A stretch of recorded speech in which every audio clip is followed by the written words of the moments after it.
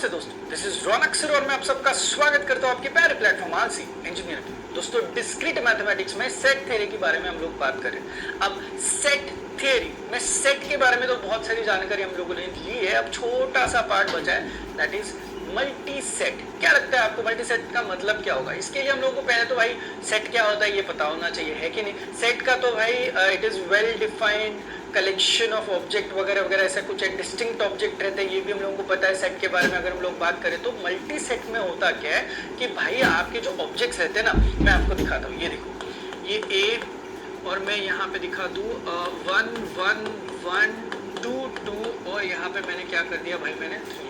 आप मुझे बता दो आपको इसमें, और हम लोग जो रेगुलर सेट सीखे थे उसमें कहाँ पे दिक्कतें आ रही। सबसे पहले तो मैं बताता हूँ, ये मल्टी सेट जो है यहाँ पे क्लियरली लिखा हुआ, it is a generalisation of a set where an object can occur more than once. 1 देखो मोर देन वंस ऑकर हुआ है, 2 मोर देन 1 ऑकर हुआ है, तो ऐसा जो सेट दिखता है उसको आप मल्टी सेट बोल सकते हो। सेकेंड चीज जो आपने अच्छे से नोटिस करी होगी वो ये है कि मैं जब भी कभी आपको मल्टी सेट के बारे में बात की होगी या फिर मल्टी सेट दिया होगा, मैं उसको ब्रेसेस में यानी कि कर्ली ब्रैकेट में नहीं दिखाने वाला हूं, मैं उनको दिखाऊंगा स्क्वायर ब्रैकेट में। वो एक अदर वे राउंड डिस्टिंग्विश करने के लिए है कि रेगुलर सेट और मल्टी सेट जो है वो किस तरीके से मुझे अलग अलग दिखाने हैं, उस हिसाब से। सेकेंड चीज, उसको ना एम सेट्स भी बोला जाता है। आप देख सकते हो एम सेट्स भी आप उसको नोटेशन दे सकते हो।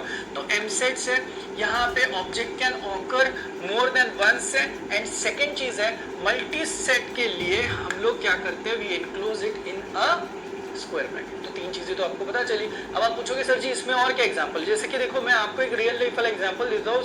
समझ लो मेरे पास 5 कार्स है।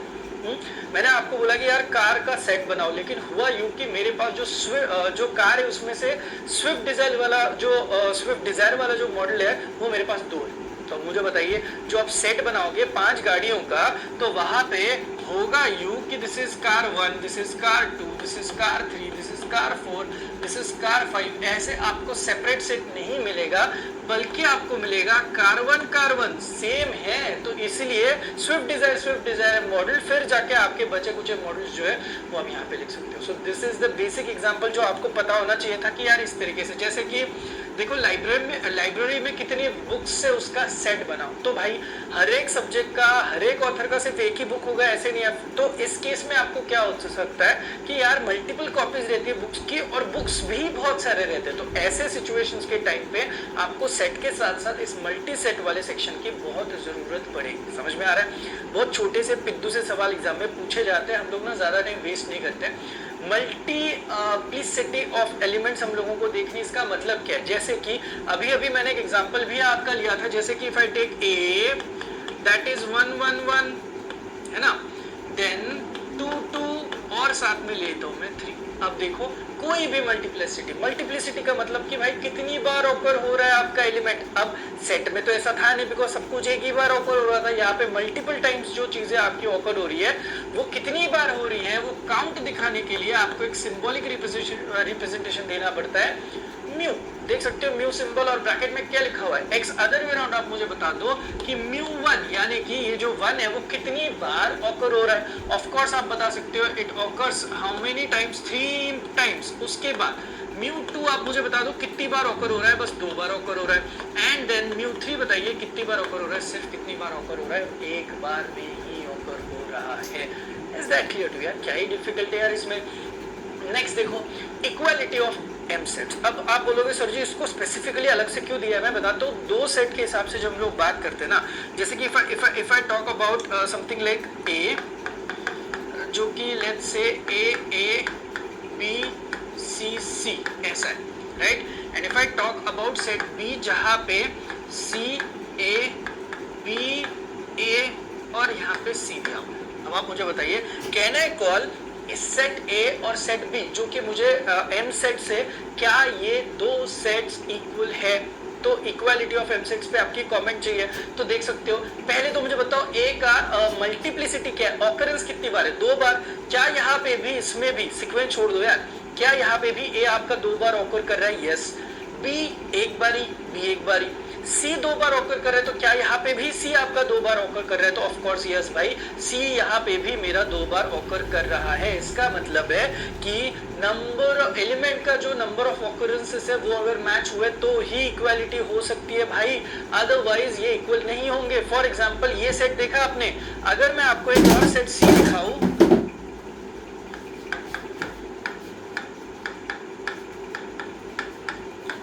बताइए, भले ही नंबर ऑफ मैचिंग मतलब ए को ए, बी को बी, सी को सी दिखता है, क्या नंबर ऑफ ऑकरेंसेस सेम है? बिल्कुल भी नहीं है। तो ए और सी जो है वो कभी भी इक्वल सेट नहीं हो सकते, वहां पे आप इक्वालिटी ऑफ एम सेट्स नहीं दिखा सकते हो। Are you guys now getting my point?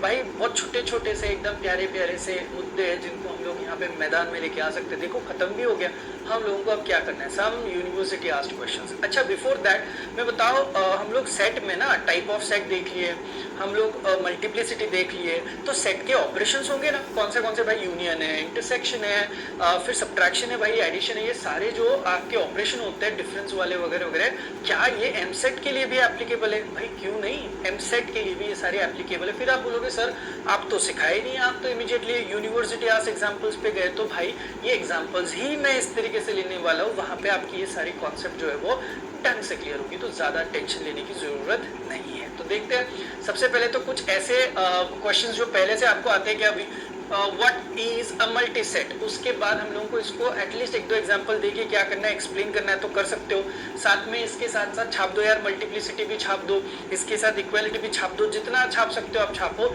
Second चीज है कि भाई multi sets with proper set notation वो भी डिफाइन करो। 1-2 मार्क का सवाल, 1-1 मार्क का सवाल, भाई पैटर्न सेम है, बस जितना बढ़ा चढ़ा के लिख सकते हो, मार्क्स के हिसाब से आपको अंदाजा लेना पड़ेगा।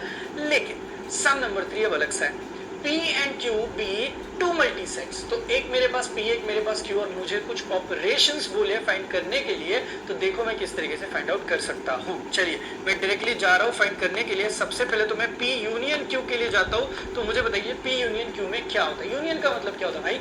सब लोग साथ मिल के चलो, एक दूसरे का हाथ पकड़ के चलो। तो मुझे बताइए यहाँ पे कौन से मेंबर्स है? A है जो कि 3 बार ऑकर हो रहा है, C 1 बार हो रहा है, D 2 बार, ए 2 बार हो रहा है, बी 1 बार हो रहा है, सी कितनी बार हो रहा है? 2 बार। आप मुझे बता दो, एक एक मेंबर को पकड़ते हैं। लेट्स से ए, मुझे बताइए ए यहाँ पे कॉमनली यहाँ पे 2 बार और यहाँ पे कितनी बार हो रहा है? 3 बार। मैक्सिमम ऑकरेंस कितने टाइम्स है? 3 बार है। तो यहाँ पे मैंने जब यूनियन लिखना है तो क्या करना है मेरे भाई? ए ए ए, मैंने 3 बार लिखा, समझ में आया ना? मैक्सिमम ऑफ दोनों सेट में होंगे ही होंगे, लेकिन मैक्सिमम जहां पे होंगे वो आपको लेना है। जैसे कि आप अगर देखो अभी बी के, हम लोग सी के बारे में बात करते हैं, यहाँ पे सी 1 बार है और यहाँ पे कितनी बार है? 2 बार। तो आपने लिखना कितनी बार है? 2 बार वाला लिख देना है, बात खत्म करनी है। समझ रहे हो मेरी बात? नेक्स्ट कौन है भाई? बी। बी है क्या? एक मिनट, पहले तो बी के बारे में लिख दो। बी यहाँ पे है ही नहीं, तो बी 1 बार तो लेना पड़ेगा। यहाँ पे सी और सी आपने लिखा, आप देखिए डी, डी यहाँ पे है ही नहीं, लेकिन डी यहाँ पे कितनी बार है? 2 बार। तो ये सब कुछ हम लोगों को यहाँ पे लेना पड़ेगा, उसका मैक्सिमम ऑकरेंस के हिसाब से ही हम लोगों को इसको मैदान में रखना पड़ेगा। You guys really getting my point? अब ये P यूनियन Q कुछ नया नहीं है आपके लिए, मुझे नहीं लगता और भी एक्सप्लेनेशन की जरूरत है। P यूनियन Q के बाद हम लोग जाते हैं P इंटरसेक्शन Q। इंटरसेक्शन में आपको मिनिमम वाला इंटरसेक्शन लेना है। इसका मतलब ये है, if you go by this particular logic, what you have to do is minimum. देखो यहाँ पे ए और यहाँ पे भी ए, ये दोनों इंटरसेक्शन में कॉमनली आ सकते हैं, तो यहाँ पे सिर्फ ए और ए लिख दो। नेक्स्ट, क्या यहाँ पे बी और बी में इंटरसेक्शन? यहाँ पे भी है ही नहीं। सी और सी का इंटरसेक्शन हो रहा है, कितनी बार हो रहा है? 1 ही बार हो रहा है, तो यहाँ पे बस क्या आएगा? सी। यहाँ पे डी है, यहाँ पे डी है, नहीं है, तो इंटरसेक्शन का कोई सवाल है नहीं है, तो कॉमन आएगा ही नहीं। तो your answer in this case would be very simple, which is nothing but A और क्या रहेगा मेरे भाई? सी रहेगा। Are you guys now getting my point? मजा आ रहा है ना यार सीखने में? बहुत ही सिंपल है, अगर अपने पहले से यूनियन और इंटरसेक्शन के कॉन्सेप्ट ढंग से आ रहे तो हम लोग को पहले से। अब नंबर 3 में जाते हैं, कहानी में अब ट्विस्ट आना शुरू हो जाएगा। P माइनस Q के लिए मुझे काम करना है मेरे भाई, तो आपको भी पता है P माइनस Q में सिखा चुका हूँ, बता चुका हूँ बहुत बारी। देखो किसमें से कौन सब्ट्रैक्ट हो सकता है वो आप देख लो, बस मैं वापस आपको नेमिंग करके दिखाता हूँ। ये देखो P बड़ा वाला है, Q उसमें से कम हो रहा है, ऐसे आप समझ लो। तो P आपका प्राइमरी है, तो A में से ये A हट रहा है, इस A में से A हट रहा है, समझ में आ रहा है आपको? अब फिर भी एक ए बचा, तो आपने यहाँ पे इसमें बचा ना, P में जो बचेगा वो आपको लिखना है, तो आपने यहाँ पे क्या लिखा? ए लिख दिया। अब मुझे बताइए नेक्स्ट हम लोग जाते हैं C। इस सी के साथ यहाँ पे सी कट रहा है क्या, देखो इस सी के साथ ये सी क्लियरली कट रहा है, तो आपका सी गया तो आप सी लिखोगे नहीं। उसके बाद देखो डी के साथ क्या यहाँ पे कोई डी वाला मेंबर है, नहीं। क्या इस डी के साथ आपका कोई और डी वाला मेंबर है, तो वो भी नहीं है यार, तो आपका काम ही खत्म हो गया। And this is what you have got, जो कि हम लोग रेगुलर जो सब्ट्रैक्शन करते हैं ना, उसी तरीके से यहाँ पे हम लोग काम कर रहे हैं। Other way around Venn diagrams तो और भी ढंग से समझ में आएगा। सेकेंड इंपॉर्टेंट चीज कि भाई P जो है वो Q को अपनी प्रॉपर्टी से बेदखल कर देता है, तो सभी लोगों को ये उठा के निकल जाता है, तो कॉमन चीजें हट जाती है। ये चीज आपको समझ में आना जरूरी है, राइट। अब P माइनस Q तो आप लिख दिए। अब और अपने पास क्या है भाई, अब अपने पास नंबर 4 में है हम लोगों को P अंकल का Q अंकल के साथ क्या करना है भाई, एडिशन करना है। अब इसका मतलब ही क्या बनता है मैं बताता हूँ। अब प्लस का मतलब क्या है, अब ना ये कॉमन यूनियन कुछ ना करो, कितने ए है टोटल, ए 5 लिख दो, ए 5 बार लिख दिया। अब बताओ बी कितनी बार है, सब में एक ही बार है। सी देखो एक सी सी और यहाँ पे क्या आएगा सी, अरे समझ रहे हो ना आप लोग क्या कर रहा हूं मैं। और उसके बाद डी देख लीजिए, डी कितनी बार है 2, तो चुपचाप जितनी बार जो आ रहा है उसको एडिशन के फॉर्मेट में, मतलब कि आप आगे करके वो सारे एलिमेंट्स लिखने की कोशिश करो। बात खत्म, सम खत्म मेरे भाई। एग्जाम में पूछा है 2 मार्क्स के लिए, तो हम लोगों को कुछ ज्यादा मेहनत यहाँ पे करनी पड़ी है क्या आपको कुछ अलग से और बताने की जरूरत है क्या ऐसे सम्स के लिए, मतलब ये हाफ मार्क और हाफ मार्क ये जो है वो कैरी करते। चलो आगे बढ़ते हैं। अब सब नंबर 4, वैसे तो मैं होमवर्क देना चाहता था, मेरी बहुत दिल से इच्छा हो रही थी, लेकिन मैंने फिर सोचा यार वैसे भी ज्यादा सम नहीं ले रहा हूँ, तो क्यों ना मैं ही इसको आपको साथ में लेके खत्म करने की कोशिश करूँ। चलो just be with me. We have 4 sets now, A है, बी है, आई थिंक सो सी और डी है। तो हम लोगों को इसके ऑपरेशंस पूछे हुए, अभी हम लोगों ने ऑपरेशंस करे हुए, इन्हीं ऑपरेशंस को मैं आगे लेके जा रहा हूँ। ए यूनियन बी बताना मेरे को प्लीज भाई, क्या आता है ए यूनियन बी, देखो तो सही। ए यूनियन बी में आपको यहाँ पे ए कितनी बार दिखाई दे रहा है, सबसे ए और बी के हिसाब से हम लोग बात कर रहे हैं, दिस एंड दिस, राइट। तो ए का मल्टीप्लिसिटी में हाईएस्ट कहाँ पे, डबल ए है, तो ए और ए लिख दिया। उसके बाद मुझे बताओ बी ऊपर है लेकिन नीचे है ही नहीं, तो बी को एक अकेले बी के हिसाब से लिख सकते हो। सी देखो ऊपर है नीचे नहीं है, लेकिन डी देख सकते हो ऊपर 2 है और नीचे 1 है, तो जहां पे ज्यादा है वहां पे आप लोगों ने लिख दिया जो ज्यादा है वो। अब उसके बाद मुझे बताइए ई, क्या यहाँ पे कोई ई के साथ मैच हो रहा है, नहीं, ई अकेला है, एफ भी अकेला है और आपका जी भी अकेला है। तो I think so A B C D D E F G should have been your what, A union B. I hope सबको समझ में आ रहा है, सबको एक बारी लेना है आपको, जो डबल आ रहे हैं, डबल ट्रिपल आ रहे हैं, मल्टीपल टाइम्स आ रहे हैं, उनमें जो ज्यादा होगा वो आपको पिक करके लिखना होगा। ये आपका बस सिंपल एनालॉजी है। अब सिंपल फंडा खत्म होने के बाद नंबर 2 के लिए जाते हैं, जो कि मुझे सी इंटरसेक्शन बी सिखाता है। सी और बी में कॉमन, ये देखो ये सी और ये बी, सी इंटरसेक्शन बी में कॉमन क्या क्या, देखो मुझे मैं बताता हूँ। ये देखो बी और बी कॉमन है, और कोई कॉमन है, जी और जी कॉमन है, ए नहीं है, डी नहीं है, ई नहीं है, एच नहीं है, तो बचे कौन, बस 2 ही लोग बचे यार, एक बचा बी और दूसरा कौन बचा आपका जी, सो 2 ही लोग कॉमन है, तो मैंने यहाँ पे इंटरसेक्शन में इन दोनों को लिख दिया। अब ये 2 चीजें हो गई। उसके बाद जाते नंबर 3 के लिए। नंबर 3 में मुझे करना है ए माइनस बी करना है, क्या बात है यार, ए में से बी को हटाना है, तो इतना बढ़िया वाला काम है, हम लोग कर सकते। देखो एक ए के साथ, ए और बी है ना, एक ए के साथ एक ए हट गया, बचा सिर्फ एक ए, है ना। उसके बाद और बी के साथ भी बी हट गया, है ना, हट जाने दो।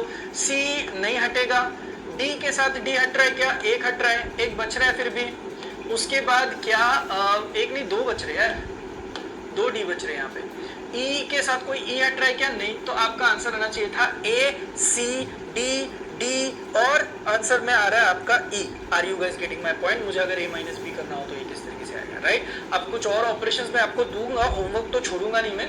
ए माइनस बी कर लिया, अब मैं जाता हूँ आगे बी प्लस सी के लिए। बताओगे बी प्लस सी अगर मुझे करना है तो मेरा आंसर किस तरीके से आना चाहिए था। कम ऑन, अभी ज्यादा टाइम वेस्ट नहीं करते, चलो। आई एम सॉरी, कौन है यार, बी है प्लस सी है, कम ऑन, बी प्लस सी, ये बी सी दिख रहा है आपको यहाँ पे। बी प्लस सी में खटाखट एलिमेंट्स लिख दो। ए दिखा और कहीं पे ए मत लिख, है क्या, नहीं है। बी ऊपर भी है, बी नीचे भी है, ले लो साथ में बी बी। सी कितनी बार है, एक ही बार है, तो एक सी लिख दिया। डी कितनी बार है भाई, इनमें डी एक ही बार है। उसके बाद ई देखो कितनी बार है, 2 बार है, तो ई 2 बार ही लिख दिया। जी देखो कितनी बार है भाई, ई सॉरी एफ 1 बार है, जी 2 बार है ना।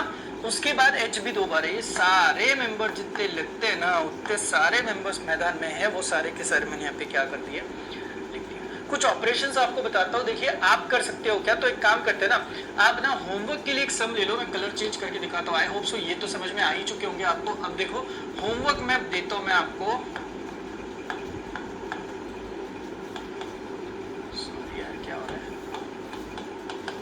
होमवर्क में आपको मैं दे देता हूँ, आप ऑपरेट कर लो ए यूनियन सी करो। हाँ, उसके बाद आप करो इंटरसेक्शन में सी इंटरसेक्शन डी हुआ है क्या, नहीं हुआ है ना, सी इंटरसेक्शन डी करो। नंबर 3 में आप करो ए माइनस डी, और नंबर 4 में आप करो ए प्लस ए और सी को करो, यानी कि ए प्लस सी करो। चलो ऑपरेट करो और मुझे बताओ क्या आपके आंसर्स आते हैं और कैसे आते हैं। यार मैंने चेक भी करने की जरूरत नहीं, इतने अच्छे अच्छे समझे। तो आपको देखो ये पूरा जो आपका मल्टी सेट वाला कॉन्सेप्ट है ये पे खत्म होता है ना। I can simply say that अब आपको मैं ऑफिशियली बता रहा हूँ कि ये पूरा का पूरा सेक्शन खत्म है। तो आपका सेट थ्योरी जो है वो खत्म हो चुका है। पढ़ाई करना शुरू करो यार, सारे क्वेश्चन कवर हो चुके हैं। अब बस प्रैक्टिस करो और बढ़िया से मार्क्स लेके आओ। मिलते हैं नेक्स्ट वीडियो के लिए, तब तक